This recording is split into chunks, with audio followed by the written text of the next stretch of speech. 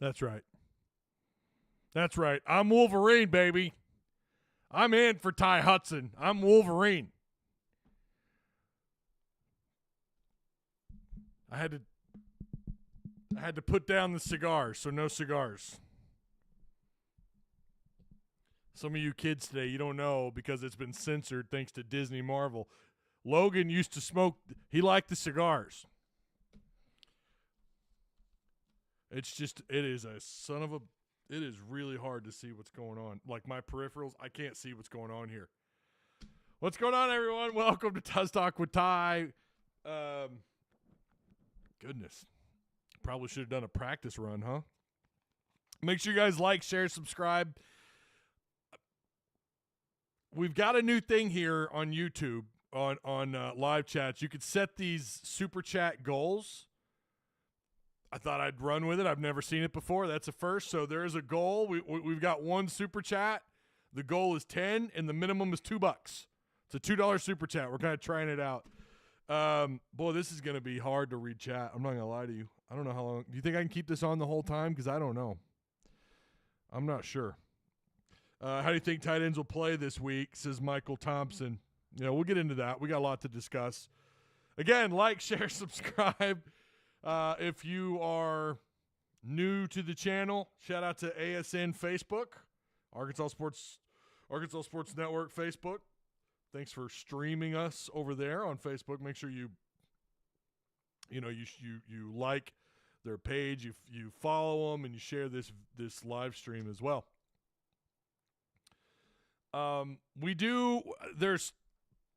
Look, man, there's a lot here. We are going to talk about the Razorbacks. A big weekend starting tomorrow. Arkansas TCU. We're going to dive into that for just a minute. We are going to talk about this email from Hunter Yurchek that went out. Where's Wade Wilson? Yeah. It's not like it wasn't for a lack of trying. I certainly was looking for some Deadpool. But this was like $10 in the kids aisle. I can't believe I got this thing to fit. In the audacity, they do not, at Walmart, they don't have an adult-size Wolverine mask. So, you know what? You take what you can get sometimes in life. What's the go-to Halloween candy? Choose wisely. Oh, man. The blue package of the Almond Joys. Coconut almond, the Almond Joys, that's my, dude, when I was a kid, if I got those, oh, man, that was it. That was it. We got our poll up. We have our poll, Tusk Talk poll. Hogs or Rebs, just real easy, real simple. And 90% of you have obviously picked Arkansas. There's our second super chat. Look at that. So Kerper has one. He says, ready for a Hogs victory on Saturday. Why not Friday night? Kerper, why not Friday night too, man? Does Easter get some playing time this week? Oh, Shamar Easter. No. Almond Joys are I agree, John. I agree. God, this is hard, dude. I can't look at I have to like really, There you go. Friday night too. That's right. Again, make sure you guys share the content, please. Sharing is caring.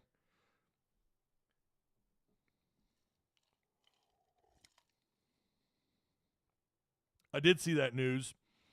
Mizzou 5-star quarterback Matt Zollers will visit Penn State on Saturday for its showdown against Ohio State. Why Mizzou? Why? I get that Drinkowitz is on a roll, but say what you want. At the end of the day, you're going to look at wins and losses, but they're 2-2 in conference. I mean, come on.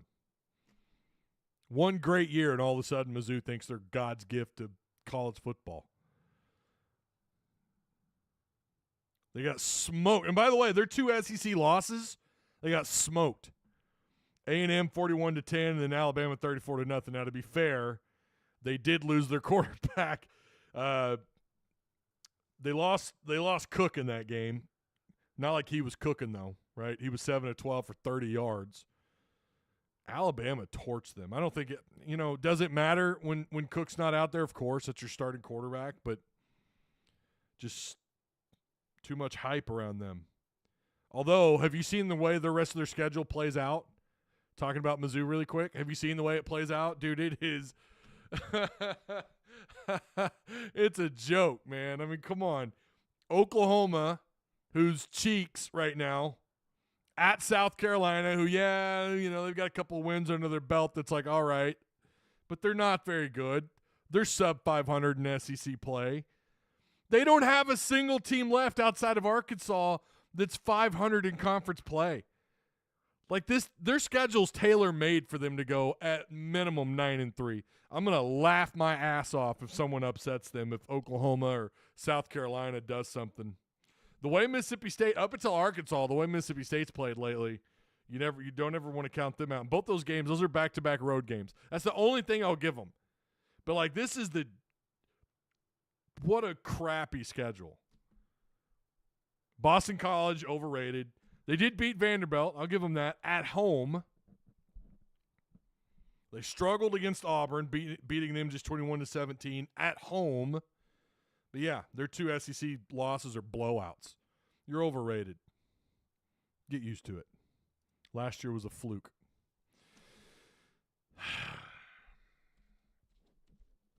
All right.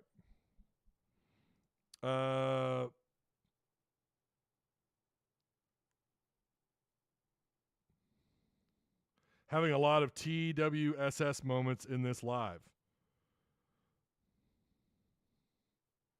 Not sure. Okay. Again, check out the poll. Look at our goal. We're 2 of 10 on Super Chats. We're 2 of 10, and you'll get shout-outs. I don't know. It said to place a reward or whatever. I'm like, what could I do? I don't know. I'll give you a shout-out. Saturday could be close or get out of hand, but I think the Rebs still pull it out, says Mason Culver. Yeah. Well. Ty, what's your thoughts on Ty Washington talking about his side of the story? Yeah, we're going to get to that. And I want to give you guys an update. I was working on getting Courtney Mims on here today so we could discuss that. You know, there's a lot of tape she has to go through. Obviously, DJ Williams works a little right. DJ he works at Pictorial Nation as well. And there's some higher ups and things that they got to deal with first. They may address it first on PTN. And then maybe we'll get the go-ahead on Friday for her to come on and to talk about it. She wants to talk about it. Now, obviously, she can't disclose everything, but there are two sides to every story. I would have loved to have her on today to talk about it. I'm going to give you my quick reaction to it. I have not finished the entire thing yet.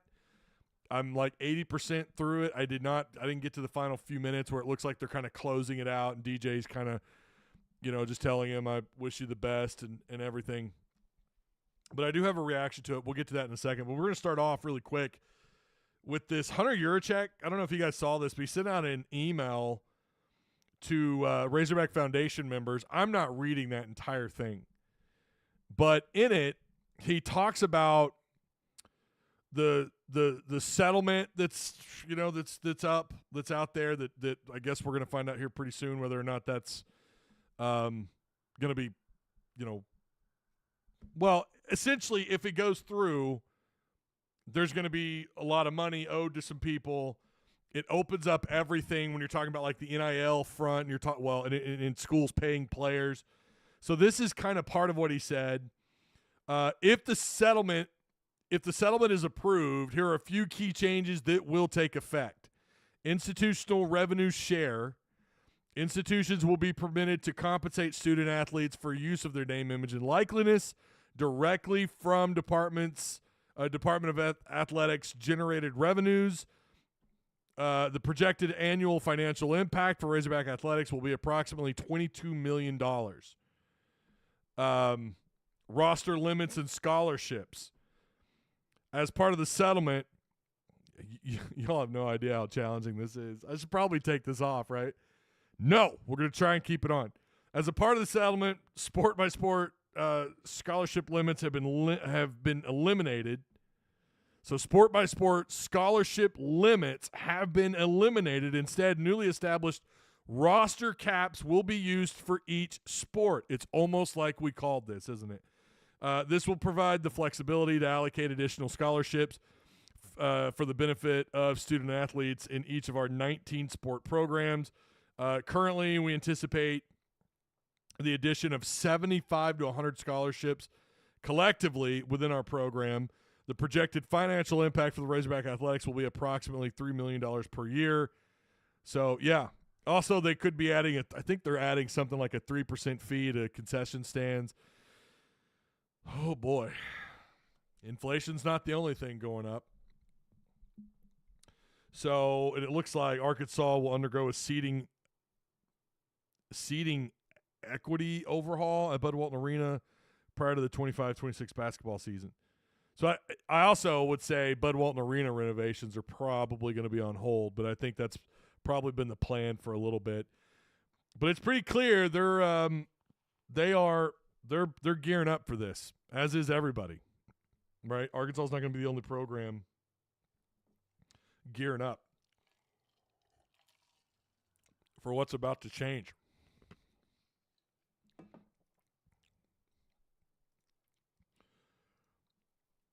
Yeah. So you guys tell me what you think about all this. I know some of this is like, man, I don't know, whatever. I've said for years they're going to have to get on some kind of short-term contracts. Like, I don't know. There will be 1-year contracts. I know we all know there will be. They're going to have to do that to get guys out of the portal and guys that maybe only have like a year of eligibility or some of the better players who want a little bit of wiggle room within their contracts. They don't want to be glued down to just one program in case, shit hits the fan. So you might see these short-term contracts, but that's where we're headed. We've been talking about this for it feels like forever, but this is exactly, none of this is surprising. None of this is surprising at all. So tell me what you guys think. Are you in favor of these changes and is it better for the sport? Is it worse? I mean, I hate to tell you guys this, but we knew this was coming. There was no doubt when NIL, especially when NIL opened up, like this is just it's gonna be one thing after another. After the Ed O'Bannon lawsuit, after all this stuff, we knew that college football would eventually have to change. It's on college football. If you want to blame anybody for the current state of college football or college athletics in general, you blame the NCAA.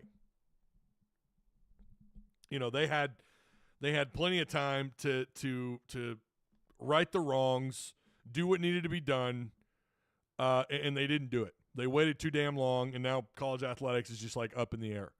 So I blame the NCAA. I also blame the institutions. I blame the schools. It's not just the NCAA. It's the athletic directors. It's board of trustees. It's all these people. They I mean, you have to call it what it is. I mean, they wanted to hold off on paying the players for as long as they could, and now it is, and they don't give a shit. A lot of them don't care, but the current environment that is college athletics it's an absolute mess. You've got rampant meddling with players that are already at other schools. We know Deion Sanders at Colorado he's been accused once or twice of contacting players even after they've signed to their school, like when you're not supposed to have any kind of contact. And it's not, by the way, understand that there are such a thing. You've heard of like proxy wars, right? How governments set up, like during the Cold War, you had them all throughout the world between America and the USSR. You had these proxy wars, right? Think of it in these terms. They use proxy individuals. They use people that have some kind of affiliation to either that coach or to the program, and they're called proxies. And they go out and they communicate with these players and other coaches too. It's corrupt as hell. It's always been corrupt, but now it's like, who gives a damn? And again, this all goes back to the athletic directors, not really the ADs as much. Maybe you could look at the board of trustees, but certainly the NCAA. And it's and ADs too. I mean, ADs are influenced. I don't know that Hunter, I'm not saying he is, but I look at I hear people so many times, whether it's friends, family, or people out and about, whatever, that want to talk, they say one of the most common things I hear is like, college athletics, I'm starting to just tune out. Like it's just not what it once was to me. It's not what I grew up watching. And listen, it never will be. You know, I mean, in my lifetime alone, Arkansas left the the Southwest Conference. They joined the SEC. The SEC gained a conference championship game. You had the BCS era. Then you had the playoff era. Then you had the NIL. You had the portal. Like it's never really remained the same, right? And a lot of people point to one of the biggest changes being that the SEC having a conference championship game, thanks to South Carolina and Arkansas joining the conference. That was a pretty big change. That sent a ripple effect across college athletics. I saw it in Reddit. Yeah. Yay, $19 beers now. It's gonna be just like going to a pro game, right? It's gonna be like going to an NFL stadium or baseball. No one's gonna be immune to this, the sport or the school. Anyways, all right. Hogs and Frogs. This game's going down. Dickies Arena. TCU is 4-1 inside that place. Played the first college basketball game there against USC back on December 6th, 2019. TCU 31-17 in neutral site games under head coach Jamie Dixon. Dixon is in his 22nd season as the head coach. And his overall in his career, his 9th season with TCU. The Horned Frogs lost 9 scholarship players from last year's team, including their top 7 scorers. TCU returned just under 5% of their scoring from last season, the fewest in the Big 12 and the 10th fewest in the nation. Ernest Udeh Jr. is the lone returning scholarship player. He started 29 games, averaged 4 points, 5 rebounds. Listen, I think the excitement for him, for a freshman to get about 5 boards a game, playing in 29 games, even though he's not a high scorer, that's not too bad, especially in that conference. TCU's incoming class includes 7 transfers and 4 freshmen. The freshman class ranks in the top 20 by ESPN at 17th and highlighted by Mika Robinson and David Punch. Arkansas leads the all-time series 100. I didn't know this. 105-38. Holy crap! What? 105-38. The last meeting came in the Big 12 SEC Challenge on February 25th, 2020. The Razorbacks won the game 78-67. I vaguely remember that. Game. So, yeah, and I was looking at their roster. Not any 7-footers. And they've got a couple forwards that are about, Trezarian White. Why is that dude's name so familiar? Played at UNC Wilmington. That's right. Okay. 6'6", 185-pound forward. They got another David Punch, who they mentioned. He's a 6'7", 245-pound forward. A lot of their guards, like Noah Reynolds, he's 6'3". R.J. Jones, 6'3". He's a sophomore. Drew McElroy is 6'2", 180 pounds. Trey Stewart, who I don't think they expect to – I could be wrong. I don't know anything about – I'm going to be real. I don't know a damn thing about this team. It's an exhibition game. Listen, they're not even – their radio station's not even covering this game. What? Like, they're going to get if they want to listen to the game, they're going to have to tune in somehow. They're going to have to get on one of these fancy radio apps and tune in and listen to Chuck call the game. Cole Despy, he's another guard, 6'4", 190 pounds. And they have Jace Posey, who's 6'5". So, they're not real big at the guard position. They've got a number of forwards and guys that kind of play combo positions. Brendan Wenzel's 6'8". Now, he is a 6'8 guard. Brendan Wenzel's 6'8", 215, but I think he's – the brief research I did, I think he's kind of a rotating, 3 guy who they might mesh up at the 4 spot. Pretty good length. But then Isaiah Manning's another forward, 6'8", 220 pounds. Vashawn Alette, 6'2", 190-pound guard. So, again, their guards' average size is 6'2". Not a lot of reach. Ashton Simmons, 6'3", 200 pounds. So, Ernest Udeh Jr. out of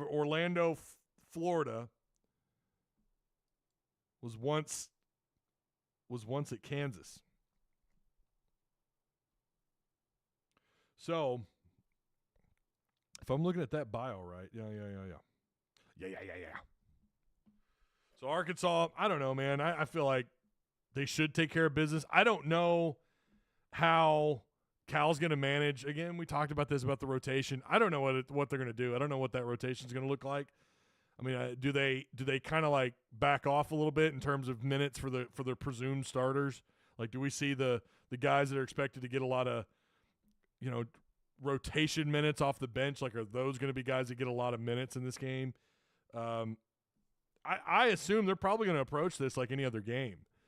I mean, that would be my guess, and if that's the case, I think they should handle TCU pretty easily.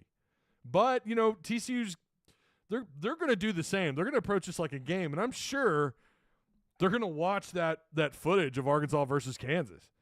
I'm sure they're going to.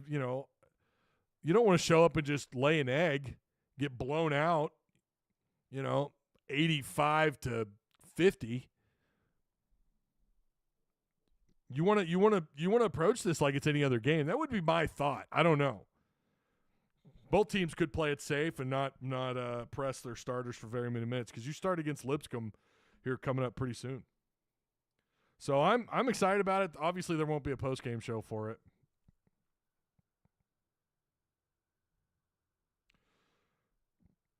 Make sure you guys like, share, subscribe. Let's take on the YouTube machine together. They won't push my content. That's fine. We'll you guys share the content. That's all I need, man. Share the content. Sharing is caring. Big Z could have a big game. Yeah. I think again, it's creating chemistry is going to be something that matters the most. By the way, that game is not tonight. It's tomorrow, November 1st, 7 p.m. So that will be tomorrow. And you got Lipscomb on November 6th. So you're right into it, man. And you got Baylor on November 9th. It's here, man. Basketball season's here. It is upon us. November 6th, which is a Wednesday. Weird day of the week to start your season, isn't it? You'd think it'd be like a Saturday or a Monday or something.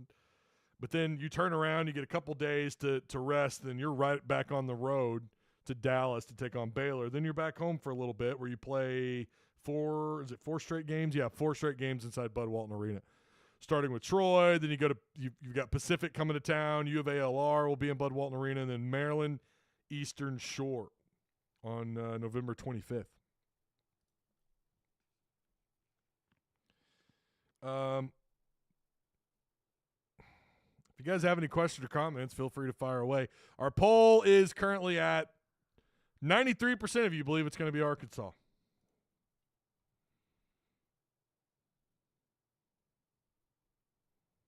%93 of you have got Arkansas winning against Ole Miss. I should have asked, do you think Arkansas goes 2 for 2? Or how many games does Arkansas win between, the basketball game and football? Can they go 2 for 2? Can they do it again like they did last weekend?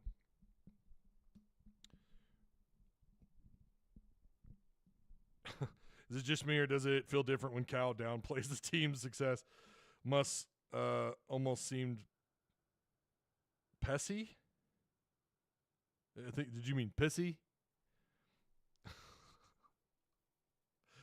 Yeah. Yeah, I think he does. You feel like he's got this calm down effect to it, right? Like, let's just calm down. Let's, give us time, I think is what he said. Give us time. Tied to Hogs go 7-5, 6-6, or does Sam comes back? If he goes 6-6, he's back. Absolutely. What's up, Philip White? How you doing, man?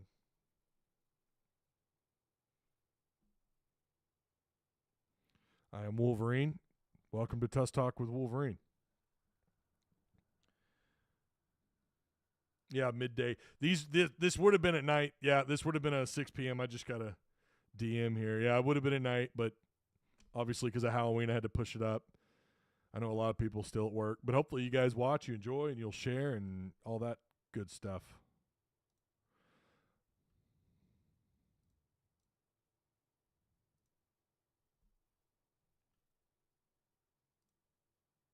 I don't know what a streamer marker is, but I just clicked it. We have a new member, too, by the way. I didn't see it. Ultimate Gaming gifted one Tusk Talk with Ty membership. Oh, that's cool. So where does that mean? You gifted. Who'd you give it to? What does that mean? That's cool. Thank you, man. Ty, is the portal a net positive or net negative to college football? Man, that's a tricky question. That'd be a really good question for Courtney on Friday, wouldn't it? Assuming we're still on, we're looking at 10 a.m. on Friday, and Courtney's going to talk about this interview with Washington. So before I answer some of those questions in chat,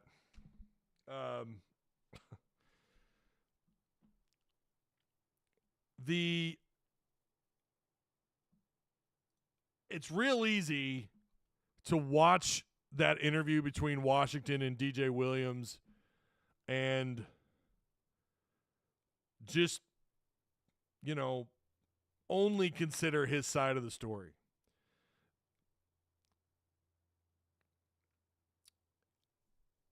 Again, I don't want to give away too much because I've got a number of questions I want to ask Courtney on this, and the situation, and this is actually part of the script I have for Friday.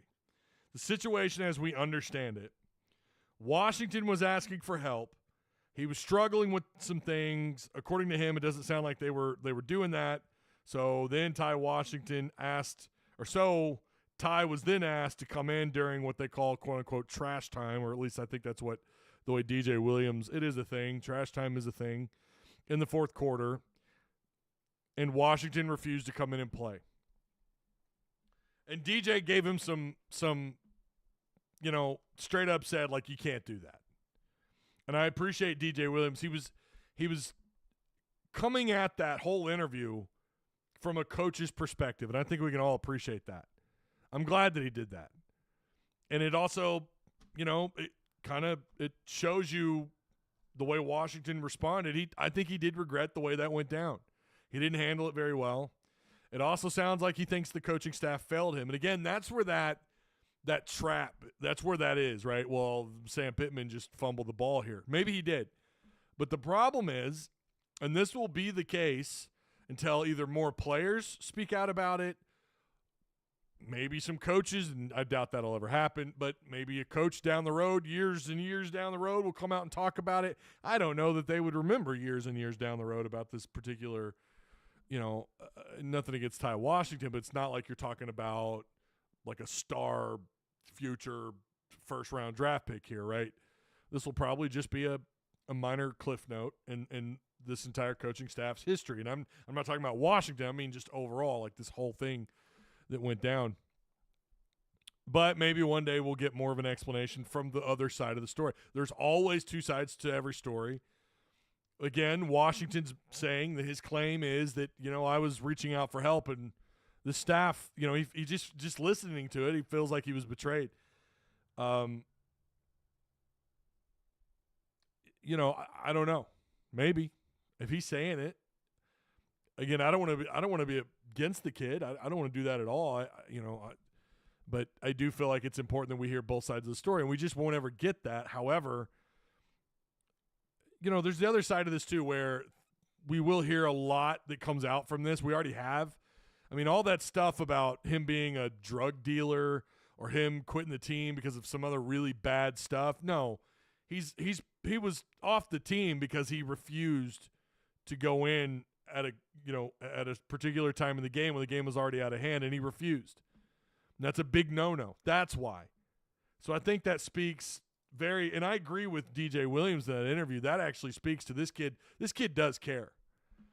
And I agree with that. However, you've got to do what the team needs you to do, and they needed you to come in. They needed to rest those other tight ends, and Washington's response was, well, those other tight ends were balling. They were doing their thing. Man, that's not the point.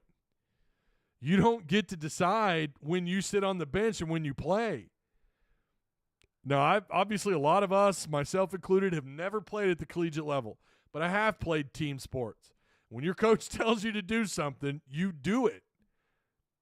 Obviously, if it's in a game scenario, right, or in practice. Obviously, if they're asking you to rob a bank, that's right. I mean, we get that. But you know what I mean? When you're in an in-game situation like that, you do exactly what you're told. Go out there and you play. Maybe, listen, if he was asking for help and they weren't listening to him, that's not good. Now, I feel like I think if more players come out and speak out like, hey, we tried to get help and we weren't getting it, the coaching staff has a big problem on their hands. This is not the first time a player has claimed, and I'm not saying Washington was lying, I'm not, but this is not the first time a player was claiming mental health issues and, bad stuff went down and the player eventually dismissed from the team. Ole Miss. You guys remember the situation with Ole Miss, 2 years ago? I forgot the player's name, but he recorded his reaction with Lane Kiffin. This happens everywhere. And, again, I'm not saying he was full of shit. I'm not saying he was telling a lie, but these are claims that we have seen before, and I'm sure this won't be the last. But just remember, there's always two sides to every story. Washington, all I have ever heard about Washington is that this dude is a stand-up guy. He is a good guy. He's also had former teammates speak on his behalf. I've never heard any bad, and there's always whispers, there's always people. You never really know what to believe anyways. I've never heard a single bad thing about that dude. And I think he just had a moment, and he even said that he regrets it and he wished he would have handled it differently. He also wishes the coaching staff would have handled it differently. And there's probably truth in all that, right? There absolutely is more than likely truth in all of that. The game is so much different thanks to social media and, NIL's involved, in the portal, and there's all these different things you have to consider as a head coach. If your player is requesting, I need some help here, and you're ignoring that player, that's not a good reflection on your coaching staff. But again, as far as I know, this is the first time I've heard that. Maybe I'm missing or forgetting a situation where another player in the past has claimed something similar. I don't. Maybe I'm forgetting that. I don't know. But you would know that there's probably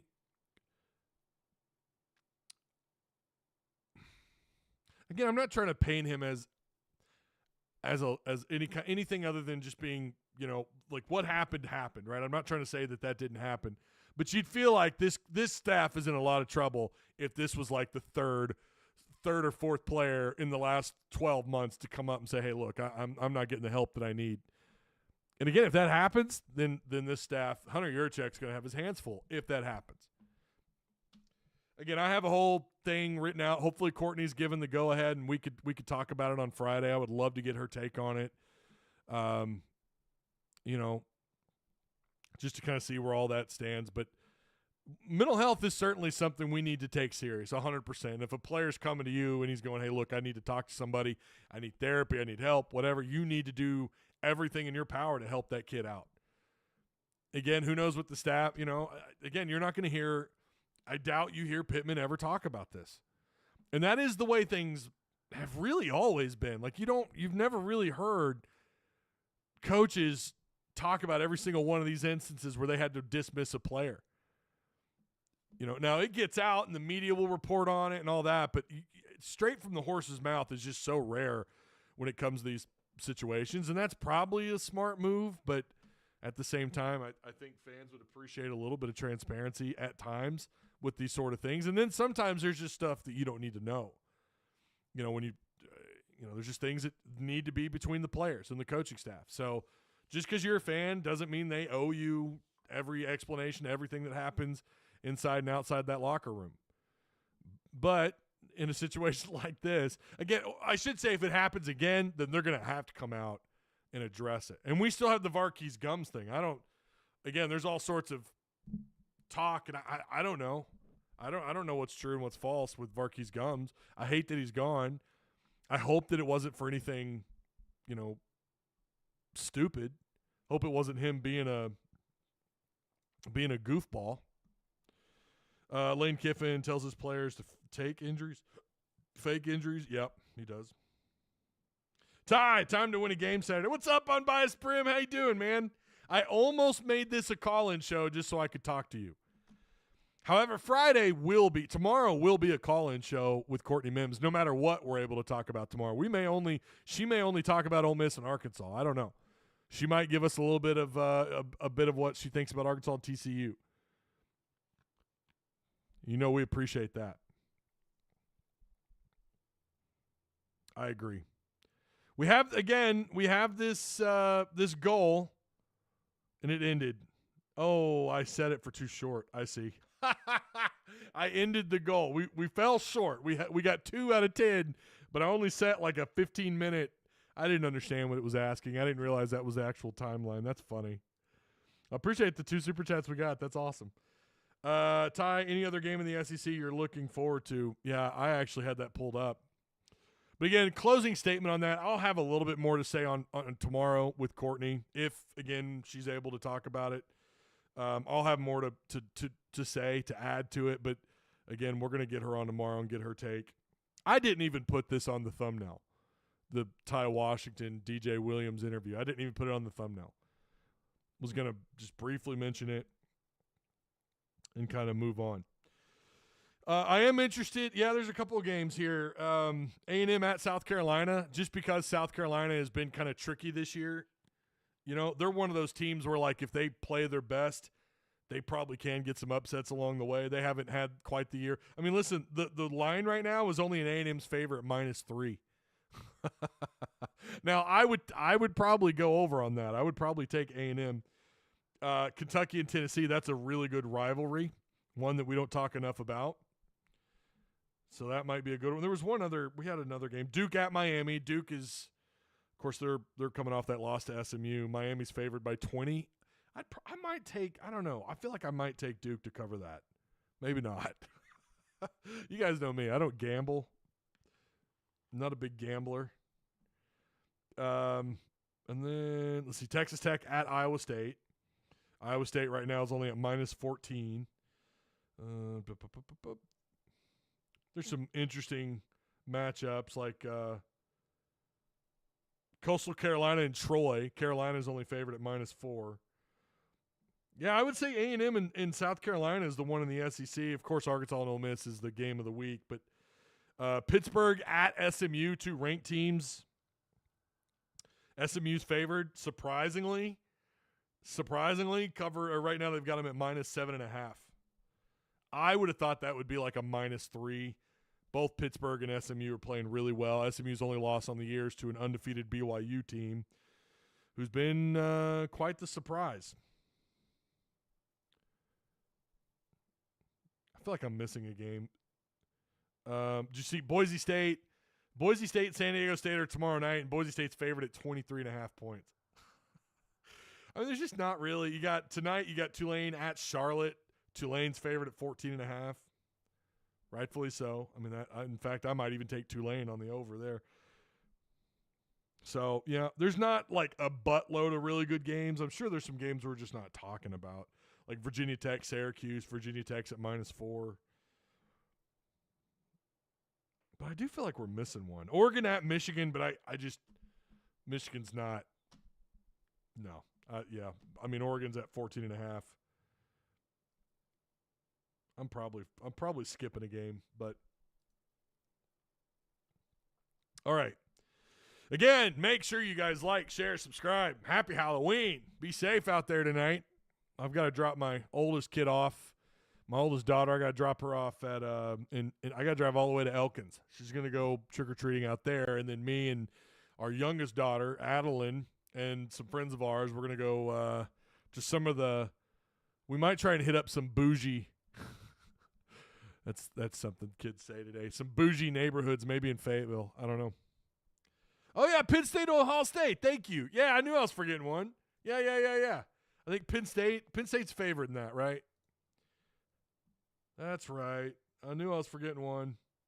Hell, I even made that a prediction for the weekend. By the way, last weekend, only one of 3 of our predictions hit 40, and that was me tagging people relentlessly. Go in there. If you're in our damn Discord, go put in a prediction.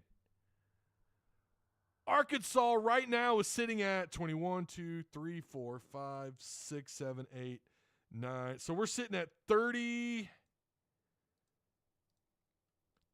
predictions. We're 7 short of hitting our double XP goal. Every prediction's got to get to 4. Not every, but you know what I mean. If you want double XP and you're in our Tusk Talk Discord, you need to go in there and place a prediction. If that prediction is correct and there's 40 or more predictions placed in that, let's say Ole Miss Arkansas game in that forum, then the winners will get double XP. We only had 1 of 3. Like, what are y'all doing? Get in there and place your damn prediction. It's not that hard. Goodness.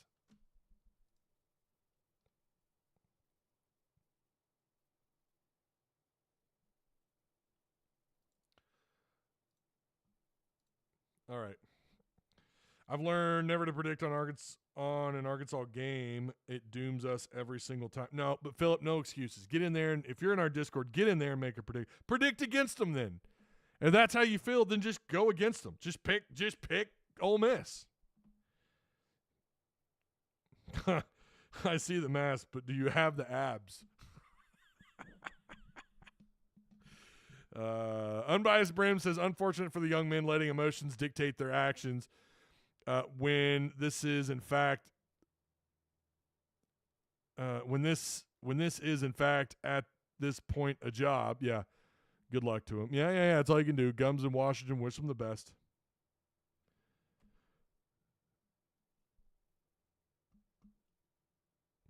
Well, yeah, no, definitely don't have the abs to match. Nope.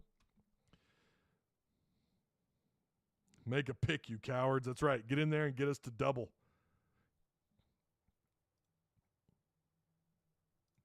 Get us to double XP. We need 40 picks. All right.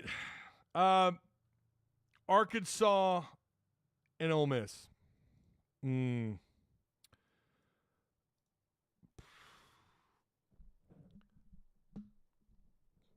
Y'all, this is a tough one.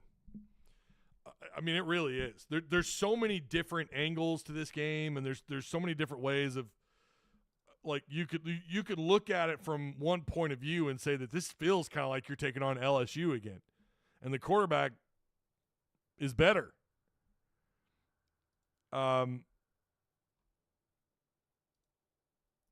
This is, I don't know. Here's something I will point out. We talked about how Arkansas before the Mississippi State game in SEC play was scoring 17 points a game. And one of my fears was, and I didn't think this was going to happen. In fact, I picked Arkansas to win. I just didn't put my score in the Enemy Insider. By the way, Enemy Insider, go give a reaction, please. Go leave a reaction in Enemy Insider. Of course, I'll put my final prediction in there. That's the only thing it's missing, but I've got the whole breakdown. In fact, I added something to it today. But something I mentioned about how Arkansas struggled in SEC play to score points, the same can be said of Ole Miss. Now, here's what they've done. They are number 2 in the country in total offense, 4,305 yards on the year. That's insane. Now, I agree their non-conference schedule is garbage, but before you say that, you could say the exact same thing for so many teams in the SEC. They're kind of propped up, right? They're propped up to look really good, better than they really are. Arkansas is in the same boat. We thought that Oklahoma State game might be somewhat meaningful. Hell, Oklahoma State might not even make a bowl game. While you did, you put up some points and you put up some offense. You struggled to find the end zone in the second half. You couldn't get out of your own way, blah, blah, blah, blah, blah, blah. We've already talked about that a million times. Ole Miss is kind of doing the same thing. Now, the difference is they actually they did exactly what to LSU what I thought Arkansas was going to do. But let's look at this. Kentucky, they scored 17 points and had just 353 yards. Today, that's vanilla. That's nothing special. 353 yards is nothing special. But Kentucky's pretty good on defense, and they lost this game. Ole Miss lost this game, scoring, again, just 17 points. South Carolina, they put up 425 yards, scored 27 points. LSU, they score 26 points, putting up 464 yards of offense. Remember, I had some people in my own community just say, oh, no, see, LSU's just that good. They're just that good. Okay, well, then apparently Ole Miss is that good. 464 yards, 26 points at LSU at 6:30 at night in Baton Rouge. Are you out of your mind? You could argue they were one mistake away from probably winning that damn game. LSU escaped with a win in their own backyard. And then against OU, they put up 26 points again. So 32 points, 26 points, 380 yards. That puts them at 24 points. That's exactly where Arkansas is at. I think Arkansas is 23.5, 24 points a game in SEC play, averaging over 405 yards a game on the year. Now, the thing that I added to the Enemy Insider, I wrote it. It says, tacking this on at 120. I noted the time. Ole Miss's O-line has been really sus. Dart is getting pressured more and more, especially in SEC play. And again, I didn't go back and edit this, but have had trouble really establishing the run. Yeah, Henry Parrish can be a problem, but teams have managed to slow or contain Parrish in the running offense with just 4 down linemen and 2 linebackers in the box, just with 6 guys up front. Again, this O-line might even be – they're almost in red flag territory.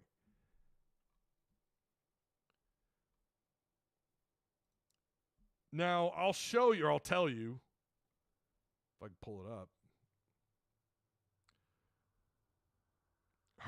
Their hurries so far in SEC play. Now, they're not atrocious. Some of it is because Jackson Dart, they'll move him out. If the defense is getting too much pressure, they'll start rolling the pocket out. They'll just have him roll out, let him use his athleticism. So some of these numbers are little, like they probably should be worse. Against Kentucky, he was sacked twice and he was hurried 11 times. Now against South Carolina, he was only hurried 4 times, sacked once. Versus LSU, he was hurried 9 times, sacked 4 times. Against Oklahoma, now this number is different in a couple places. I've seen it was high as 9, but I think ESPN says 7 with 1 sack. That's 31 hurries through 4 games in SEC play. And again, they're having to change the way they do things on offense, and it helps that he's got a pretty good release, a quick release. He's got really solid arm talent. This is not for people who are like, oh, well, okay, so is this Nico again? Are we going to do the same thing that we did to Nico? Dart is obviously not a freshman, but they have gotten better at making plays in the backfield, hurrying up the quarterback, crashing the pocket. Now, looking at Jackson Dart inside the numbers, unfortunately, blitzing can't be what you live and die on here, because when he's blitzed, he's thrown for 1,100 yards and he's completing almost 70% of his throws, 6 touchdowns, 1 interception. In fact, his number, that's the second highest PFF number for him when he's blitzed. It's 92.6. His passing is 92.1 when he is blitzed. And some of that's just by design, by the way the offense is called. It's not always being hurried when blitzed. It's keeping a clean pocket. His clean pocket percentage is insanely high, almost 80%. Well, roughly 77%.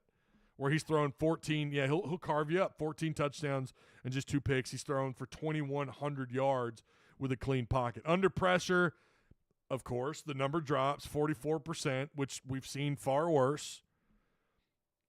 You would be more impressed if that number was north of 50, right? Some really good quarterbacks in the country. You look, sometimes that's the thing that separates them is they can actually throw the ball when under pressure. But he has struggled a little bit here, and this is, again, his lowest number, 63.1 according to PFF.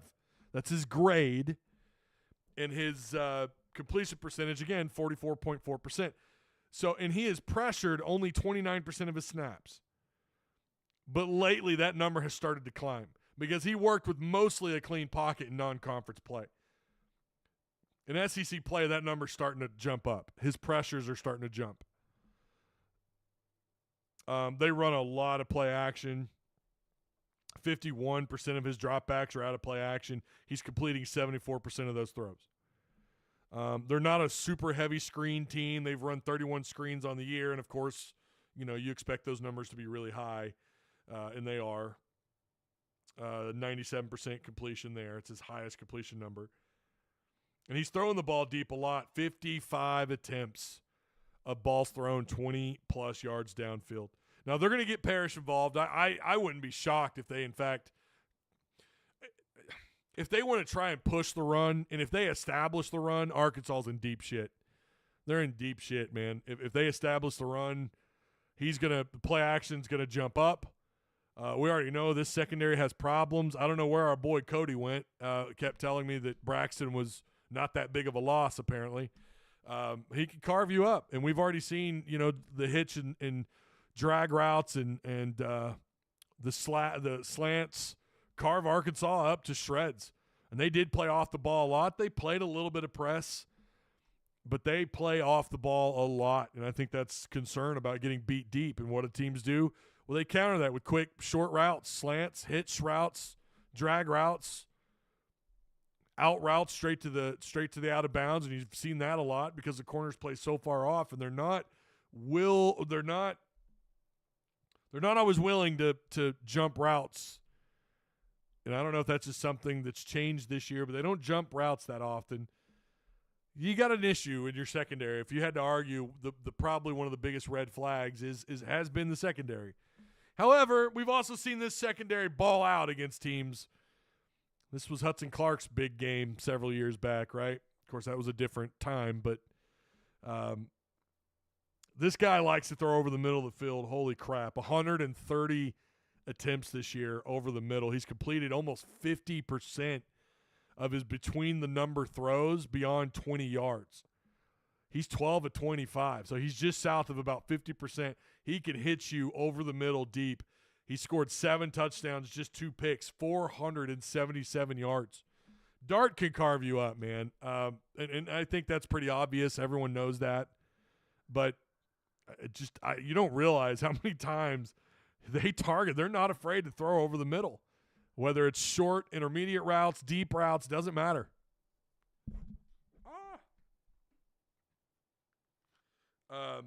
He's completing a lot of throws to his left, to the outside left. He's completed 8 of 11 throws between 10 to 19 yards for 156 yards, but he does have a pick to the left side. Yeah, I mean he's good. I mean, this is going to be for the remainder of the year. This is the best quarterback you're going to play that Arkansas is going to have to deal with. Can't let him get comfortable. However, the trick is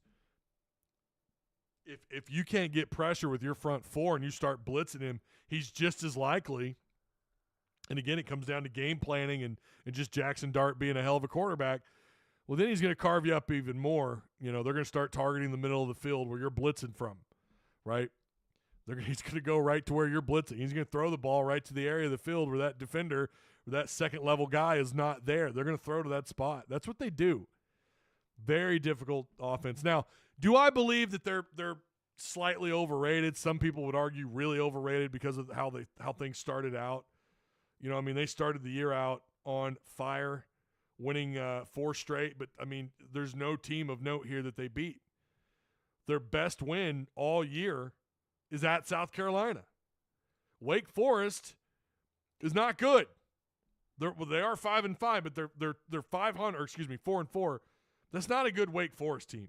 They're 2-2 in conference play. They're not lighting the world on fire. Congrats, Ole Miss went on the road and beat them. But you're an SEC team against a lower quality P3 school. I mean, your Ole Miss was expected to win that game, and they did. They won it with ease, 40-6. But South Carolina is realistically their best win, and they thumped South Carolina 27-3. Held South Carolina at 313 yards of offense, 425 yards of offense for Ole Miss. Ran the ball pretty well in that game, 140 yards. But mostly they've been pretty vanilla in SEC play. And again, their offensive line is lately damn near red flag status. This is where Arkansas is going to have to win this battle on both sides of the ball. And listen, that's always the case, right? But you feel like maybe that's where Arkansas' shot is going to come. It's going to come from getting pressure, and maybe you could force Dart to make some mistakes. He's not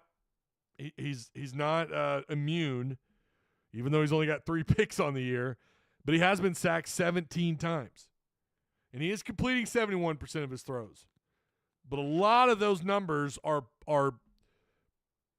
it's coming from their non-conference. Not that he hasn't had some success. Again, you go back to the LSU game, right, where Ole Miss was able to move the ball almost, almost 500 yards of offense. They could rip you up. There's also the question of Trey Harris, and I think Trey Harris is going to play.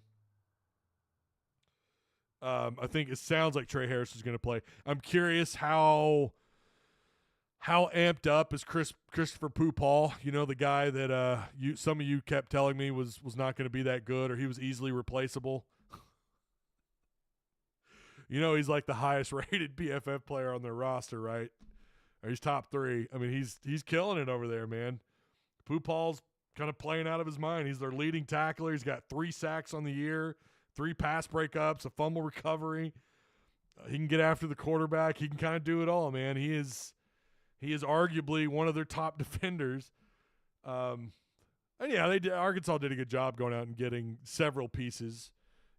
Xavier Story was a very nice addition, but Pooh-Paul is he's crushing it over there, man. And he's back in Fayetteville, and you wonder how amped up is he going to be? Because you have so many replacements on the offensive side of the ball, they're not going to know. I mean, Luke has. Washington's no longer here. Var'Keyes Gums is no longer here. Outside of Dubinion, Braun, and the receivers, no one really has any they don't know this guy. So it's not like you would expect in years before where you had returning players or you spent 2 or 3 years building a roster and all these guys kind of came up together. No, they're all gone. I say all. A lot of them are gone. So I don't know that Arkansas is going to be as amped up as Pooh-Paul is for the fact that he's back in Fayetteville. Who knows? Maybe he has no presence at all in this game. Maybe they scheme around him a little bit, but I kind of think he's probably going to look really good. Could be a big game for him. Yeah, they get after the quarterback better than anybody. My God, between who was it? Oklahoma and South Carolina alone in those 2 games combined, 16 sacks. They sacked Oklahoma 10 times. In the modern age of college football, how did that happen? If you're Oklahoma, you are beyond pissed. Hell, you're pissed if you're South Carolina. 6 sacks? 6 sacks? And Oklahoma gave up 10? I think they had another game where they had 4 or 5. They're the best in the country, and this is not a case where those numbers are inflated because of non-conference. No, they're doing that in SEC play. This is going to be a line of scrimmage challenge 100%. Anything can happen. I mean, any damn thing can happen in this game. This is another one. I have changed my score and my prediction about 5 different times. I don't know who's going to win this game. I really don't. I like to, every once in a while, I'll drop my prediction in the prediction box for you guys, and then I'll delete it just to see how y'all react. But I did say Ole Miss, when I put that prediction out. I just wanted to see how some of you react. John Haas, of course. Well, I'm going to pick the opposite of Ty. That wasn't even my real pick. But Ole Miss is the better team. I think Ole Miss is, when you talk about top to bottom, they have the better roster. It's just kind of listen, when you go into the portal and you do what they did in the portal outside of, improving your offensive line, listen, they added 24 total players out of the damn portal. 24! And they got some monsters out of that thing, obviously Pooh Paul being one of them. The question is going to be, how healthy is Trey Harris? If Trey Harris is out or if he's limited, that could have an impact on this game. This dude has 59 catches, almost 1,000 yards receiving, and 6 touchdowns, averaging 17 yards per reception with a 70-yard throw under his belt. Are those 3 games, Ty, are those 3 games all there is to predict in Discord? Yes, just 3. We typically keep it between 3 and 4. I remember when old Piss fans were bragging about their wins before the Kentucky game. I think everyone knew you're about to get. I didn't expect them to lose. I didn't expect them to lose that game. But we all knew they're going to hit. Once they hit the SEC, they're going to hit a wall. They absolutely did. Okies finally realized they suck. Online says, bring back Dan Enos. What? Kentucky has tanked from being a good team. Yeah, they're not. This is not like a typical. They are hard-nosed, but they're like hard-nosed and they suck. Like, Kentucky's not good. What are y'all at? Are y'all still at? So 83% of you right now have Arkansas winning this game.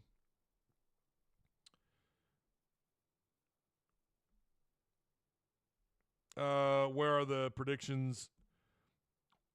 So you just go to the left side of the screen where it says Tusk Talk Forums, and it's right there.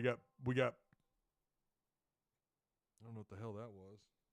Phone going off. Pittsburgh at SMU. They look all medieval and stuff. I'm going with like a Dungeons and Dragons theme there. Ohio State at Penn State. And then Ole Miss at Arkansas. Those are the 3 predictions up right now. Sometimes I'll add a 4th.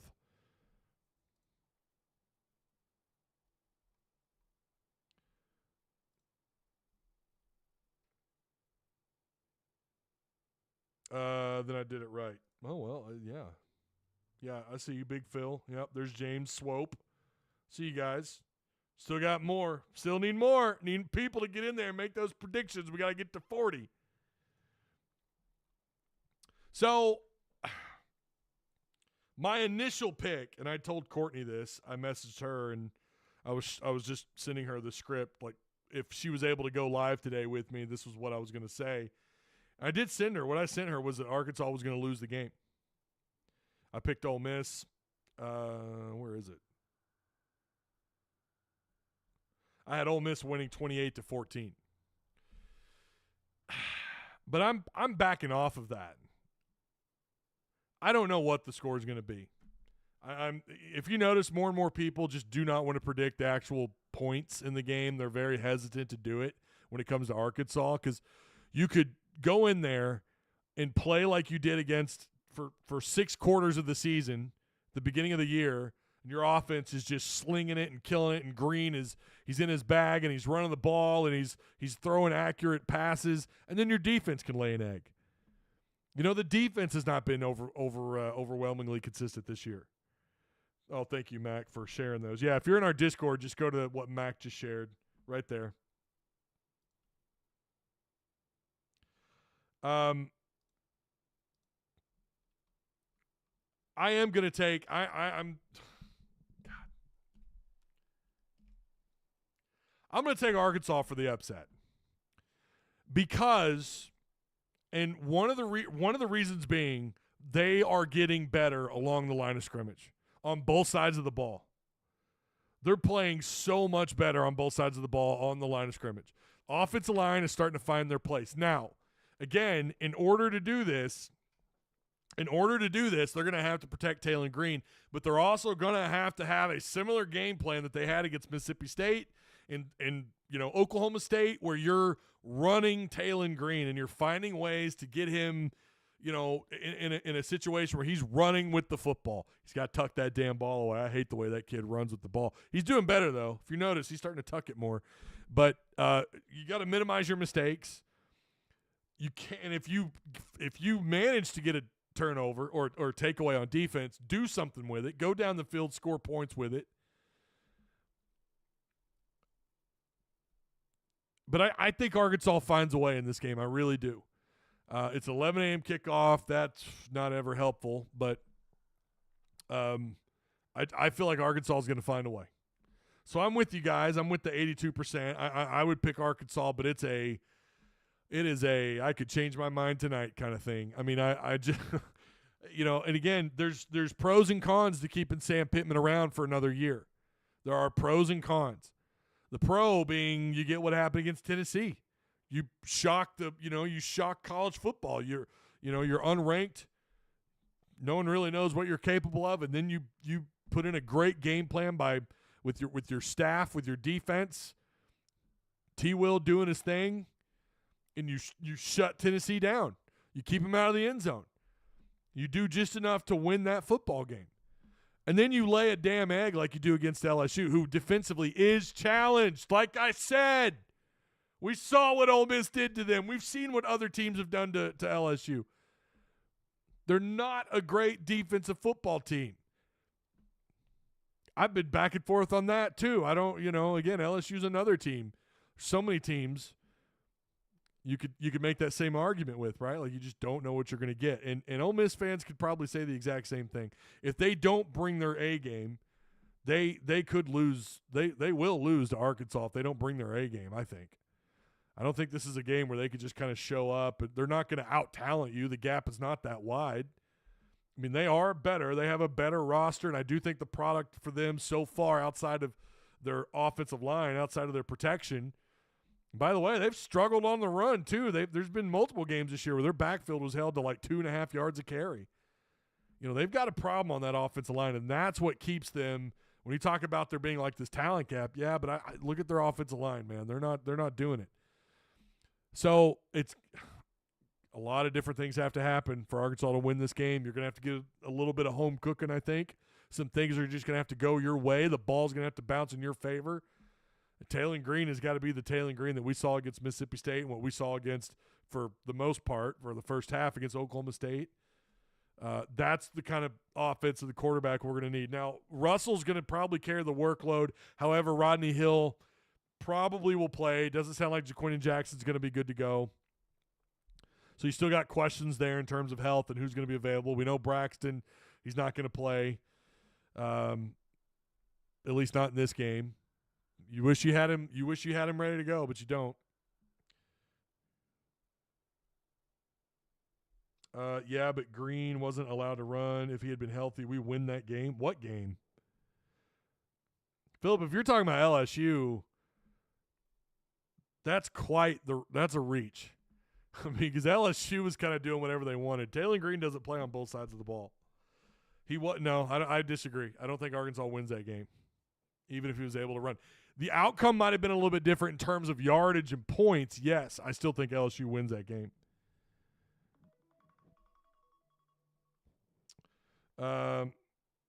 We know that was your pick, Ty. Nope, you didn't, Michael. You did not. Hog Homer says, respect Ty Washington for going on, saying what happened. This new era podcast allows players to do that. Mm-hmm. Yep. Ty Ole Miss has got the better players as well as the better coaches on both sides of the ball. And yet they've still lost a couple games. I mean, outside of what their defense did against Oklahoma, that game was still within reach against a piss-poor Oklahoma team. They lost to Kentucky. They've got better players than Kentucky. Yeah, they've got better players, but, man, that's not all that matters. And by the way, it's not like Lane Kiffin is dominated in Fayetteville. that could change, right? I mean, he could win Saturday. He could blow Arkansas out. Like I said, anything is on the table, but just chalking it up to, well, they've got this and that's better doesn't always equate to wins, my man. You know, they do, and I already said they've got the better product for sure.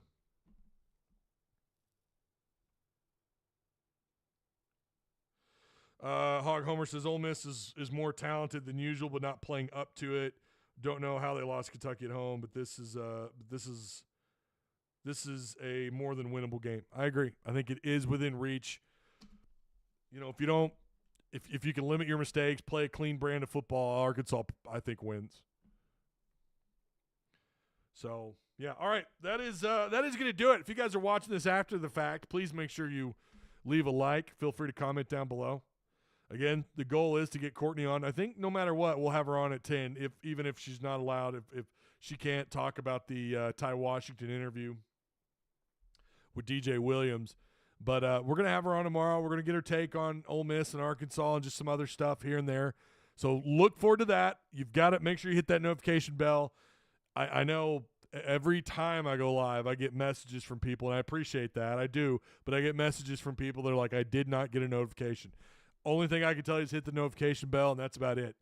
So, again, we're up against it, man. YouTube just won't. They just refuse to push Tusk Talk.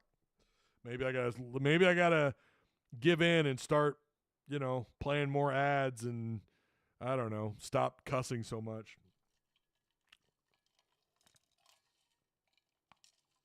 All right. Shout out to Direct Service Overhead, the Garage Door Company. Same-day services, quality parts, affordable outcomes, better than best results. Give them a call today at 501-244-3667. Same-day services, quality parts, affordable outcomes, hundreds of 5-star reviews. They operate out of Central and Northwest Arkansas. By the way, I wanted to end things a little bit somber, but thoughts and prayers going out to Greenwood. Holy cow. Had a player that passed away there. Again, just condolences. That's horrible. Just awful. So thoughts and prayers are with the community there in Greenwood. Just keep them in your thoughts. That's tough. I mean, that was rough. So, yeah. Anyways, happy Halloween. You guys be safe out there if you're trick-or-treating with your kids. That's where I'll be tonight. And I will see you guys. Well, I'll see you tomorrow. How about that? Ready, Hook! Uh-oh. No.